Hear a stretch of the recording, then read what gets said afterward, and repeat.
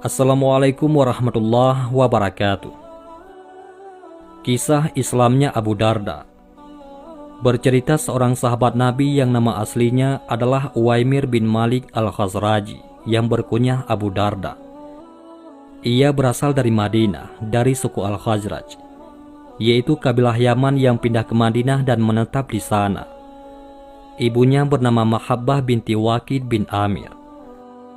Pada masa jahiliyah, Abu Darda adalah orang yang sangat rajin dalam menyembah berhala. Ia selalu bangun lebih awal, hanya untuk memberikan pakaian yang bagus kepada berhala dan memberinya minyak wangi. Bahkan berhala tersebut diletakkan di tempat yang paling mulia di rumahnya. Ketika matahari sudah mulai berada di tengah-tengah, Abu Darda meninggalkan rumahnya menuju ke tempat dia berniaga. Dalam perjalanan, Abu Darda melihat jalan-jalan di Madinah dipenuhi pasukan Nabi Muhammad SAW yang pulang dari Badar. Dia pun memalingkan pandangannya. Akan tetapi, tidak lama kemudian, Abu Darda menemui orang dari suku Khazraj dan menanyakan tentang keadaan saudara dekatnya, yaitu Abdullah bin Rawahah yang sudah lebih dulu masuk Islam. "Bagaimana keadaan saudaraku Abdullah bin Rawahah?" Maka anak muda Khazraj menjawab, "Abdullah bin Rawahah, ia telah berjuang di medan perang dengan sangat baik. Dia pulang dengan selamat dan meraih harta rampasan perang." Mendengar jawaban orang tersebut, Abu Darda jadi merasa tenang atas keselamatan saudaranya. Perlu sahabat ketahui, Abu Darda menanyakan kabar Abdullah bin Rawahah karena pada masa jahiliyah, keduanya sudah terjalin persaudaraan yang kuat. Manakala Islam telah datang, Abdullah bin Rawahah langsung menyambut hidayah tersebut dengan cepat, sedangkan Abu Darda masih berpaling dari al-haq. Namun, hal itu tidak menjadikan Abdullah bin Rawahah meninggalkan Abu Darda. Karena Abdullah bin Rawahah sering berkunjung ke rumahnya dan mengajaknya masuk Islam. Sehingga karena tangan Abdullah bin Rawahah lah Abu Darda masuk Islam. Setelah Abu Darda menanyakan kabar Abdullah bin Rawahah, dia melanjutkan perjalanan dan sampailah ia ke tempat niaga. Lalu ia duduk di kursinya yang mewah dan mulai sibuk dengan perdagangannya. Di waktu yang sama, saudaranya Abdullah bin Rawahah datang ke rumahnya Abu Darda dengan niat melakukan sesuatu. Setelah sampai di rumah Abu Darda, ia melihat ada istri Abu Darda yang sedang berada di halaman rumah. Sedangkan pintu rumahnya terbuka. Maka Abdullah bin Rawahah bertanya, "Di mana Abu Darda?" "Di tokonya. Tidak lama lagi ia akan pulang," jawab Ummu Darda. "Bolehkah saya masuk?" tanya Abdullah bin Rawahah. Ummu Darda menjawab, "Dengan senang hati." Lalu Ummu Darda mempersilahkan masuk Abdullah bin Rawahah.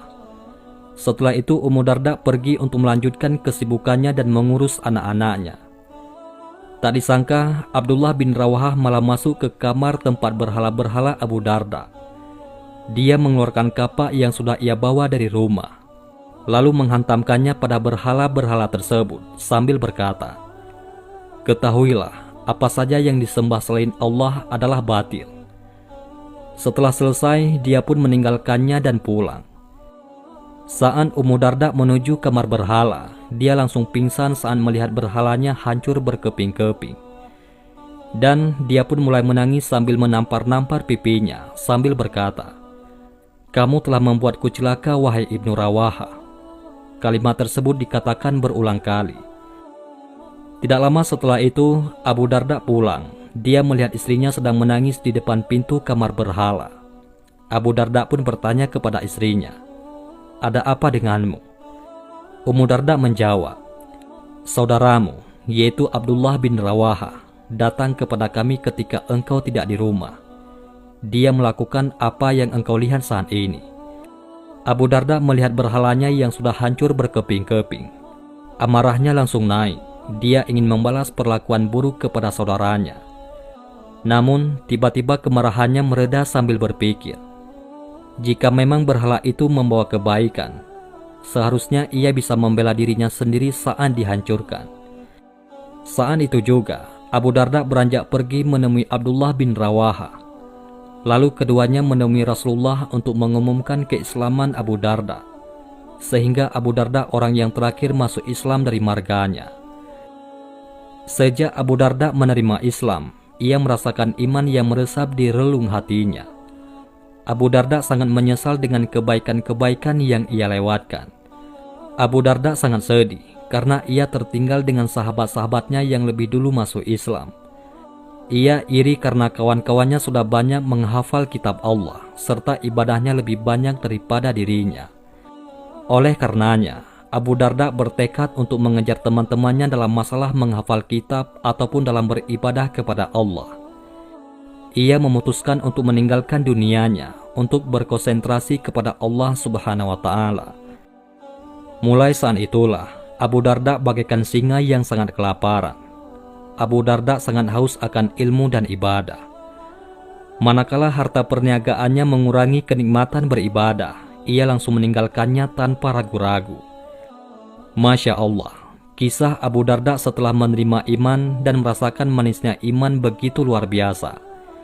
Seolah-olah dunia tidak lebih berharga daripada sholat 1 rakaat. Namun, bukan berarti beliau mengharamkan jual beli atau harta dunia. Dia hanya tidak ingin ibadahnya terlewatkan dan tidak terlalaikan dari mengingat Allah. Dalam hal ini, ia pernah bercerita tentang kelalaiannya mengingat Allah karena sibuk berdagang. Mulai hari ini, aku tidak ingin mempunyai sebuah toko, di mana aku menjual dan meraup untung 300 dinar per hari, tetapi aku tertinggal sholat jamaah. Abu Darda bukan hanya meninggalkan perniagaan, namun ia juga meninggalkan barang-barang yang ada di rumahnya. Salah satu kisah zuhud Abu Darda adalah saat dia menerima tamu, lalu tamu itu bermalam di rumahnya. Lalu Abu Darda memberinya selimut yang tipis, sehingga udara dingin masuk ke dalam tubuhnya. Salah satu dari tamu tersebut membicarakan selimut yang diberikan oleh Abu Darda dan hendak berbicara dengannya tentang selimut. Namun sahabat yang lain mengatakan, "Jangan berbicara, biarlah kami lihat dulu." Setelah itu mereka bangun dan melihat Abu Darda sedang tidur menggunakan selimut yang tipis juga. Bahkan perabotan di dalam rumahnya tidak ada. Maka esok harinya mereka bertanya kepada Abu Darda, "Kami melihatmu bermalam sebagaimana kami bermalam, dan di mana perabot rumahmu?" Abu Darda menjawab, "Jika ada sisa perabot di dalam rumahku, niscaya akan aku berikan kepada kalian." Masya Allah, begitulah kisah Abu Darda dalam masalah zuhud dan ketaatan. Sedikit di antara kita yang mempunyai keberanian seperti beliau. Dari orang yang kaya sampai menjadi orang yang serba kecukupan. Dia merasa cukup dengan satu suapan yang menegakkan tulang sulbinya dan pakaian yang kasar untuk menutupi auratnya. Kisah kebijakan Abu Darda dalam menyelesaikan masalah. Dikisahkan Abu Darda melewati sekumpulan orang yang bertindak aniaya terhadap temannya. Mereka memukulinya dan mencacinya. Maka Abu Darda langsung mendatangi mereka dan bertanya, "Ada apa?" Mereka berkata, "Seorang laki-laki terjerumus dalam dosa besar." Abu Darda berkata, "Bagaimana jika ia terjerumus ke dalam sumur? Apa kalian akan mengeluarkannya?" "Tentu," jawab mereka. Maka Abu Darda melanjutkan, "Jangan mencacinya, jangan memukulinya. Semestinya kalian menasihatinya dan meluruskannya. Berterima kasihlah kepada Allah yang telah membuat kalian tidak melakukan apa yang Dia lakukan." Mereka berkata, "Mengapa kita tidak membencinya? Kami hanya membenci perbuatannya. Jika dia meninggalkan dosanya, maka ia saudaraku," jawab Abu Darda. Laki-laki itu langsung menangis dan bertobat saat itu juga. Abdullah bin Mas'ud radhiyallahu an mengatakan, "Barang siapa hendak mengambil teladan, maka teladanilah orang-orang yang telah meninggal. Mereka itu adalah para sahabat Nabi Muhammad SAW. Mereka adalah orang-orang yang paling baik hatinya di kalangan umat ini. Ilmu mereka paling dalam, serta paling tidak suka membebani diri. Mereka adalah suatu kaum yang telah dipilih oleh Allah guna menemani Nabi-Nya SAW dan untuk menyampaikan ajaran agamanya. Oleh karena itu, tirulah akhlak mereka dan tempuhlah jalan-jalan mereka. Karena sesungguhnya mereka berada di atas jalan yang lurus. Kitab Al-Wajid fi Aqidati Salafi Shalih. Salah satu sahabat Rasulullah yang patut diteladani adalah Abu Darda radhiyallahu anhu. Abu Darda memiliki kebiasaan luar biasa yang dilakukan karena kasih sayang dan kecintaan kepada para sahabatnya. Abu Darda selalu mendoakan saudara-saudaranya dan sahabat-sahabatnya ketika ia sedang bersujud. Ia tak mendoakan para sahabatnya secara umum, melainkan disebutkannya nama-nama para sahabatnya satu persatu. Bahkan disebutkannya juga nama bapak-bapak para sahabatnya itu. Itulah bentuk kasih sayang dan kecintaan seorang sahabat Rasulullah SAW kepada orang-orang yang disebutnya sebagai sahabat. Sebuah kebiasaan yang seyogianya ditiru untuk memantapkan ukhuwah Islamiyah di antara umat Islam. Abu Darda meninggal di saat beliau sedang sakit. Pada saat itu, sahabat-sahabatnya datang menjenguknya. Mereka berkata, "Apa keluhanmu?" Abu Darda menjawab, "Dosa-dosaku." Mereka bertanya, "Apa yang engkau inginkan?" "Ampunan Rabbku," jawab Abu Darda. Setelah berkata-kata seperti itu, maka wafatlah Abu Darda. Allah telah menyiapkan untuk Abu Darda sebuah kubah di tengah kebun hijau yang luas dan indah.